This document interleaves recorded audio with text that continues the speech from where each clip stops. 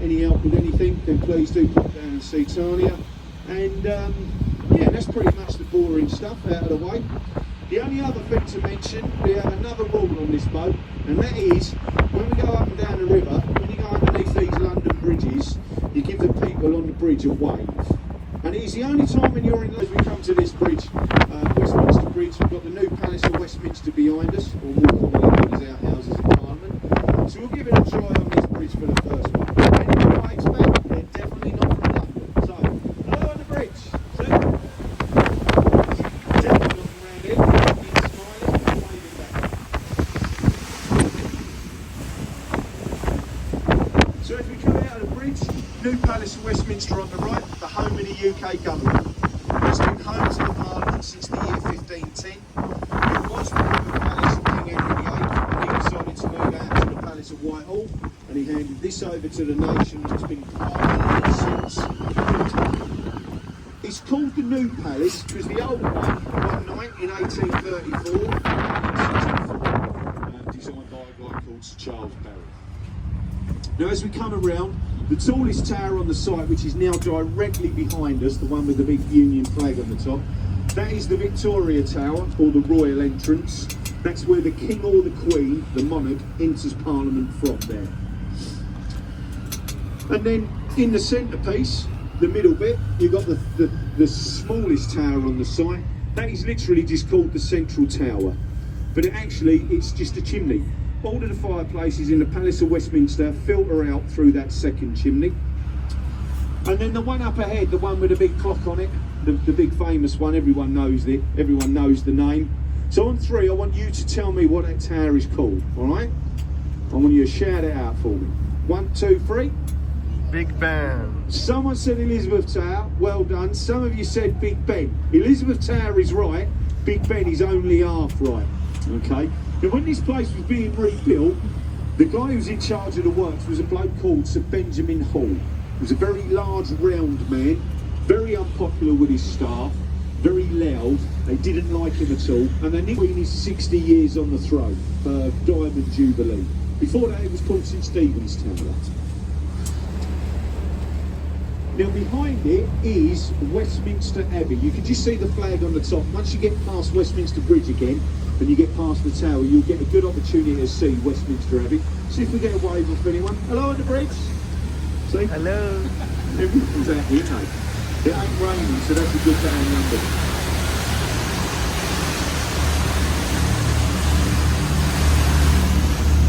So you'll see it over your left shoulder now, coming into view behind the tower. Westminster Abbey. It's what gives that area of London its name, the city of Westminster. Because from medieval times, there's been an abbey sitting on that site, and it's also to the west of London, and that's why it's called the city of Westminster. That's where we have all of our state occasions in there. Royal weddings, state funerals, festival remembrance. Any big occasion takes place in that cathedral, or abbey. Now on your right, this is where you boarded, the lastminute.com London Eye. Contractually obliged to mention that name a few times for sponsorship reasons, so don't be surprised if you hear it a lot. But yeah, so this is where you boarded. 1993, a competition was run in the UK to come up with a national landmark to celebrate the year 2000. This entered in a blaze of glory, and it promptly lost. It didn't win. But what did win is further down the river, and I'll show you that later. But British Airways liked the design of this wheel that much that they decided to fund it as a private venture and have it built here to display and advertise their company name. So it was opened in the year 2000, and it was called the BA Wheel, or the BA Flyer. It cost them 75 million quid to have it built and put there. It proved to be a lot more successful than they did. When we get to Tower Bridge and we turn around and come back, we'll be going a lot quicker and you'll really notice the wind. That's for sure. Now on the right hand side, on the other side of these pedestrian bridges and the railway bridge, you can see the area of London which is known as the South Bank. That first building with the green roof, that's the Royal Festival Hall. That building was opened by the then Princess Elizabeth the year before she came to the throne in 1951. All biggest gathering of art and theatre buildings in one place in the entire world. See if anyone's going to wave. Looking a bit sparse up there. No one there. She's smart enough to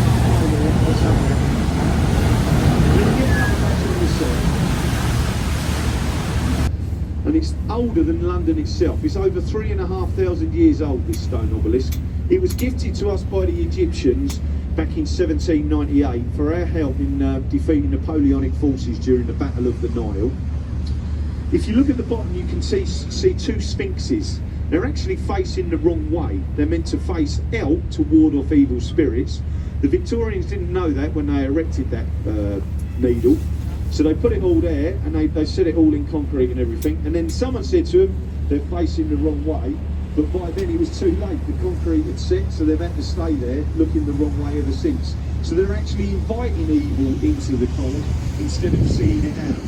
But yeah, they got it the wrong way round. So we're now coming up to Waterloo Bridge. This bridge is the longest bridge on the river from Tower Bridge all the way up to Oxford, and Oxfordshire, where the river actually begins. This is where the river is at its widest point now. This bridge gets the nickname of a building with an electronic sign on the top. This is our National Theatre, or otherwise known as Britain's ugliest building. 1976, Charlie Boy, Prince Charles opened this place, and they said to him live on TV, "What do you think to it, Charles?" And he said, "I hate it. It looks like the back end of a nuclear power station and has got no right to be on the Royal River." 2 years after it opened, the competition was run to identify the nation's ugliest building, and that won because of what he said about it. And now whenever the competition is run, it wins every time. In it there's 3 lovely theatres, but they say that the best thing about being in the National watching the show is that you're not on the outside looking at it. It doesn't get good press. That building, the local nickname of the Kim Kardashian, for obvious reasons. I'm sure you can work out why. And in front of it, lower down, you've got the Oxo Hall. This place was opened in 1931. Very famous British company. They make these things, Oxo stop cubes. They've been making, I told you there were some back jokes on here, didn't I? So on your left, you can just see now the dome of St Paul's Cathedral. That's the 5th version of the cathedral. The 4th one burnt down in the Great Fire, September 1666. This one was designed and then built by Sir Christopher Wren, most famous British architect.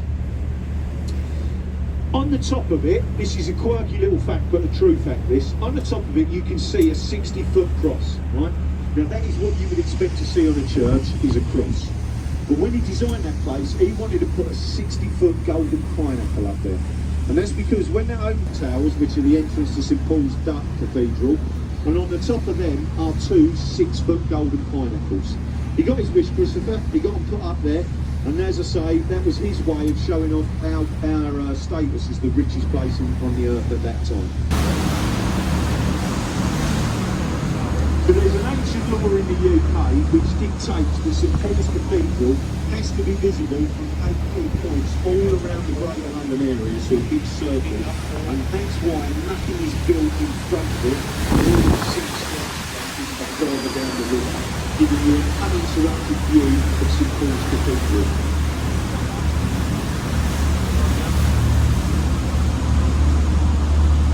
Now I mentioned Westminster Abbey at the back of the Palace of Westminster, where all of our state occasions take place, all of the royal weddings, with the exception of one. 1981, Prince Charles and Lady Diana got married in that cathedral, the only royal wedding to take place in there. And that was because in 1979, Charlie had that many people fall over. They had ambulances out here all day, every day, dragging everyone off it. They had 2 broken legs and 1 broken hip, and then had to shut the bridge for safety grounds, and it stayed shut for over 2 whole years until they could engineer out the move. They were outlawed after the Great Fire, 1666. But just like Shakespeare's time, there's a red flag flying on that today. So that tells me that there is a Shakespeare play going on in there today. And because it's a red flag, it's a history play. If it was a white flag, it would be a comedy, and if it was a black flag, it would be a tragedy. Because that's how Shakespeare communicated how the plays were going on. 1599, the original opened, just burned it to the ground, completely destroyed it. It was only there for 14 years. They literally brought the house down with that performance. So they're getting worse, isn't they? Don't we ain't even halfway yet, never mind people. So this bridge, Southwark Bridge, it looks familiar to you if you've seen the film Mary Poppins. In the film, Mary becomes an inquiring umbrella, she lands on London Bridge, and she walks off to be the nanny for the kids, doesn't she? But she ain't on London Bridge, she's on this bridge, Southwark Bridge. That's the one that was used in the film. Walt Disney came at the top. This is the monument to the Great Fire of London. The fire started on the 2nd of September 1666 and it raged for 4 days and 4 nights and destroyed London. I mean, it was gone. The fire moved very slowly, so only 6 people died in the fire, but 85% of Londoners became homeless overnight. It was that severe.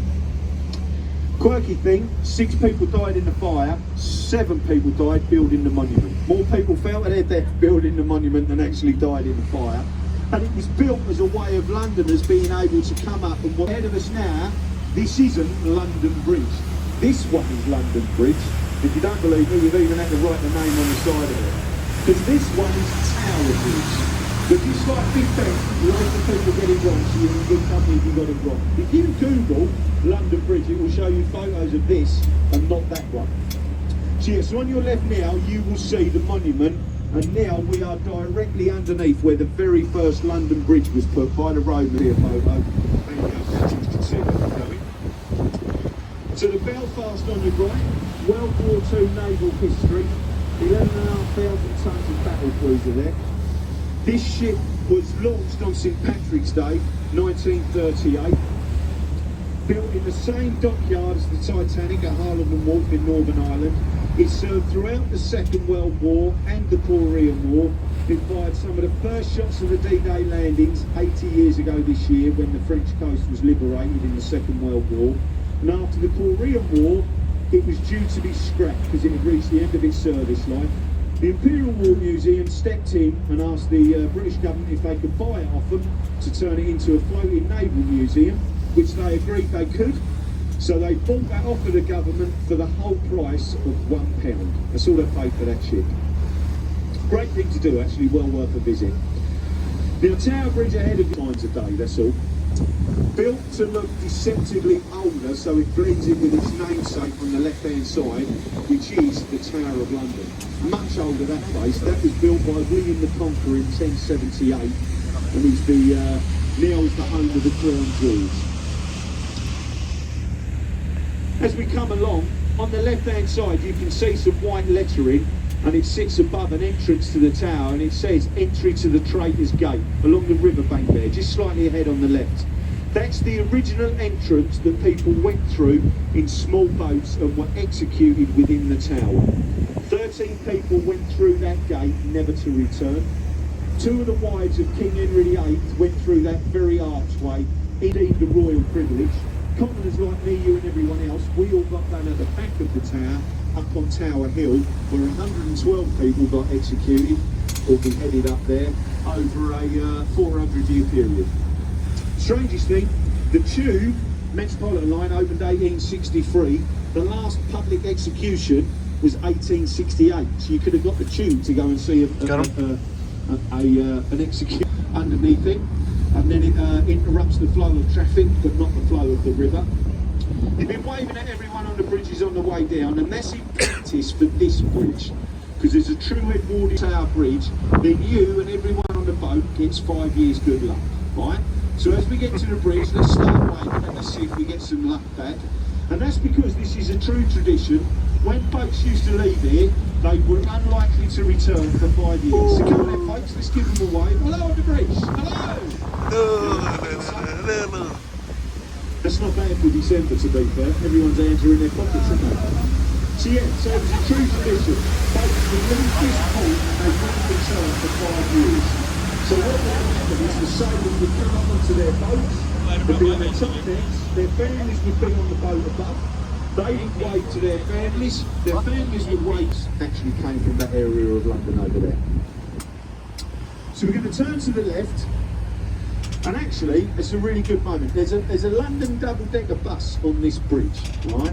Now I'm going to tell you 100% true story, no porky pies, about this bridge involving a London double-decker bus. So the bit in the middle lifts up to allow tall ships to pass through underneath. He accelerated his bus and it took off and jumped a 12-foot gap that had gathered between both sides. His bus took off and he landed safely on the other side. No one on the bus was injured. Albert was hailed a national hero. He was given given 10 whole English pounds as a reward and a day off of work. But the story don't end there, because on the bus there were two people due to get married later that month. And Albert, there's even been a zoo. In the 12th century, you would have seen a polar bear swimming around here, because the King of Norway gave the King of England a polar bear in the early 12th century, and they kept it chained up in the zoo, and then it was constructed on that side in 1068. And as I say, you've got the entry trains down there where they went through into the tower there to come out. If you come to London, do a tour of the tower, because if you don't, you're missing out a little bit actually. In there live the Yeoman Warders, King's bodyguards, big people, you know. They live and work in the tower, and then every hour they do a free tour around the place. Fantastic thing to do. You have to pay your entry fee, but then you get a free tour in the tower. You do the tour, they tell you all about it. The only tradition is, once you get